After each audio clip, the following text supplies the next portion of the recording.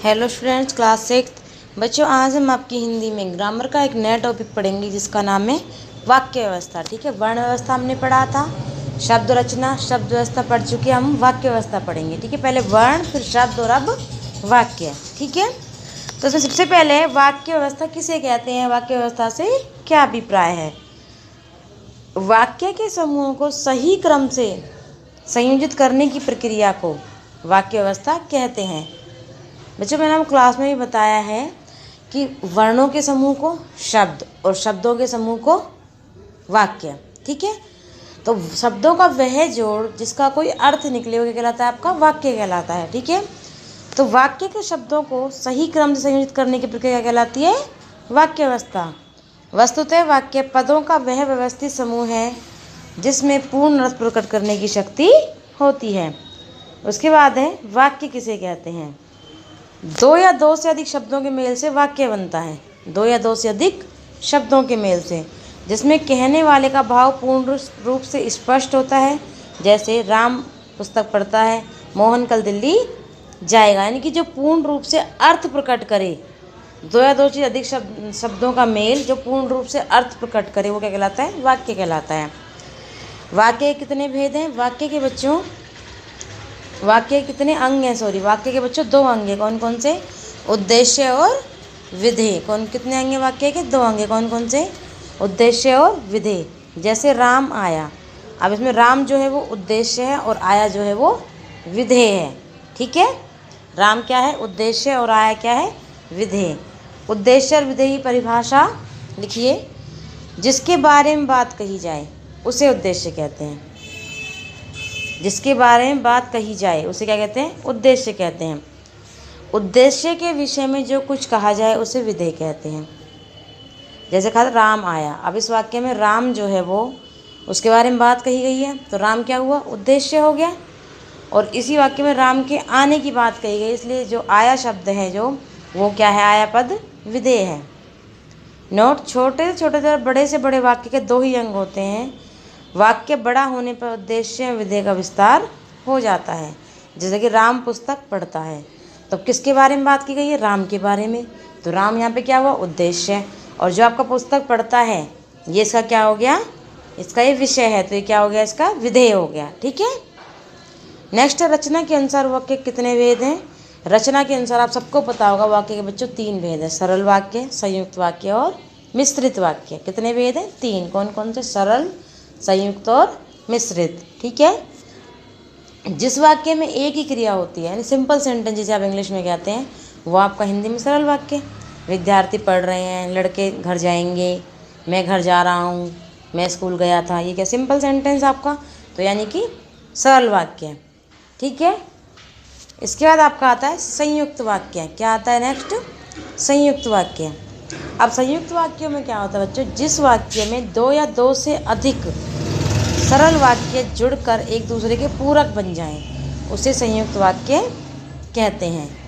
जिस वाक्य में दो या दो से अधिक सरल वाक्य जुड़कर एक दूसरे के पूरक बन जाएं, उसे क्या कहते हैं, संयुक्त वाक्य कहते हैं। जैसे मैं उसके घर जाऊंगा और वहाँ खाना खाऊंगा। अब यहाँ पे सेंटेंस तो दो हैं अलग अलग।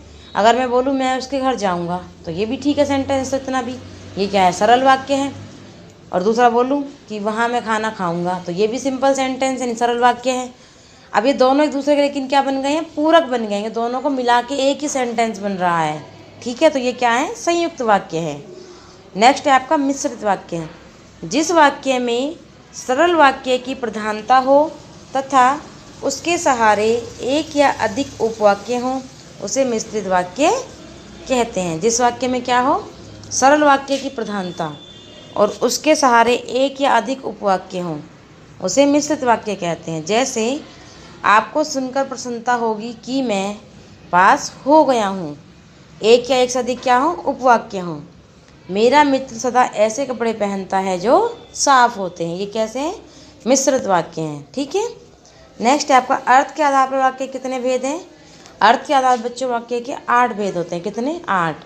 विधानवाचक, निषेधवाचक, आज्ञावाचक, प्रश्नवाचक, विस्मयादिबोधक, इच्छाबोधक, संदेहबोधक और शर्तबोधक। ठीक है, सबसे पहले बात करते हैं विधानवाचक वाक्य की। इसमें किसी बात या कार्य के होने या करने का बोध होता है, जैसे वह आया, मतलब सिंपल हो गया विधानवाचक, ठीक है। किसी कार्य के या किसी बात के होने या करने का बोध होता है, ठीक है। मैं घर जा रहा हूँ, मैं स्कूल गया था, ठंडी ठंडी हवा चल रही है, आकाश में तारे टिमटिमा रहे हैं, ठीक है।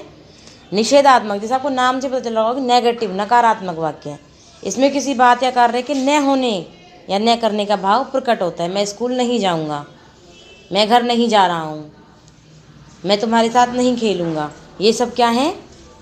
निषेधात्मक वाक्य, यानी कि नकारात्मक, ना का भाव हो, ठीक है। नेक्स्ट है आज्ञावाचक वाक्य।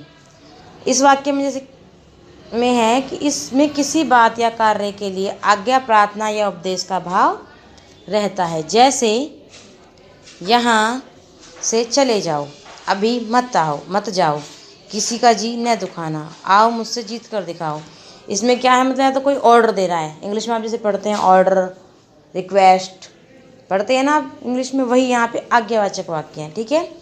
या तो किसी से हम प्रार्थना कर रहे हैं, या किसी को हम आज्ञा दे रहे हैं, या किसी को हम उपदेश दे रहे हैं। जैसे क्लास में टीचर कहती है शैतानी मत करो, तो ये क्या है, इनकी आज्ञा है। या बच्चों से कहती है प्लीज़ आप याद कर लो, तो वो क्या है, वो रिक्वेस्ट कर रही है, तो ये क्या है, आज्ञावाचक वाक्य है, ठीक है। नेक्स्ट है आपका प्रश्नवाचक वाक्य। इसमें क्या होता है, इसमें कोई प्रश्न पूछा जाता है, जैसे आपको क्या डर है। इसमें क्या होता है, कोई क्वेश्चन पूछा जाता है, जो कहते हैं क्वेश्चंस पूछे जा रहे हैं, जहाँ पे क्वेश्चन दिखे आपको, वो क्या होगा, प्रश्नवाचक वाक्य, ठीक है। नेक्स्ट है आपका विस्मयादिबोधक। जैसे कहते हैं आह कितनी ठंडी हवा चल रही है, तो जो आह जो शब्द है बच्चों, वो क्या है, विस्मयादिबोधक का है। या कहें छी ये कितना गंदा है, तो जो छी शब्द जो हमने बोला वो क्या है, विस्मयादिबोधक, ठीक है। इसमें क्या होता है, इसमें विस्मय, हर्ष, शोक, घृणा आदि का बोध हो। जैसे कैसा सुंदर स्थान है, आहा तुम आ गए, कितने सुंदर अक्षर हैं मोती जैसे, है कोई माई का लाल कछुओं में, ठीक है। तो इसमें क्या है, या तो घृणा होती है, या गुस्सा, या हर्ष, खुशी, ठीक है। नेक्स्ट है आपका इच्छा बोधक वाक्य।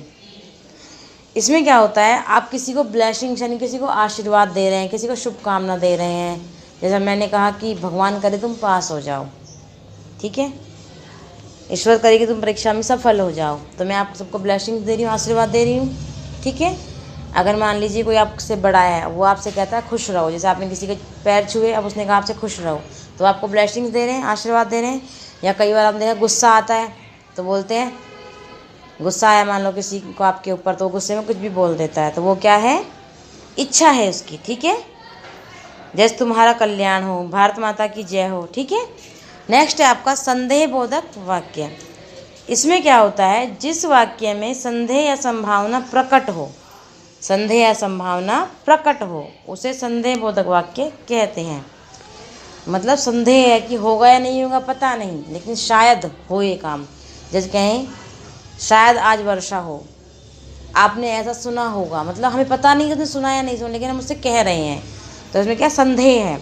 हो सकता है गाड़ी लेट हो सकता है गाड़ी लेट हो, जरूरी नहीं है कि लेट होगी ही, हो सकता है कि लेट हो, ठीक है।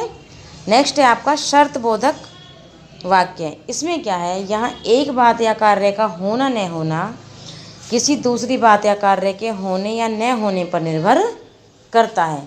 एक बात का, जैसे यदि तुम परिश्रम करते तो पास हो जाते, हमने वो पढ़े थे बच्चों काल, उसमें पढ़े थे ये वाली सब चीज़ें, लेकिन मैं आपको दोबारा से बता रही हूँ, ये वाक्य पढ़ रहे हैं, ठीक है। काल में भी इस तरीके से पढ़ा था, यदि तेज चलते तो गाड़ी पकड़ लेते, यानी कि तेज चलते तो ही गाड़ी पकड़ते, शर्त है, तेज नहीं चले तो गाड़ी नहीं पकड़ी, ठीक है।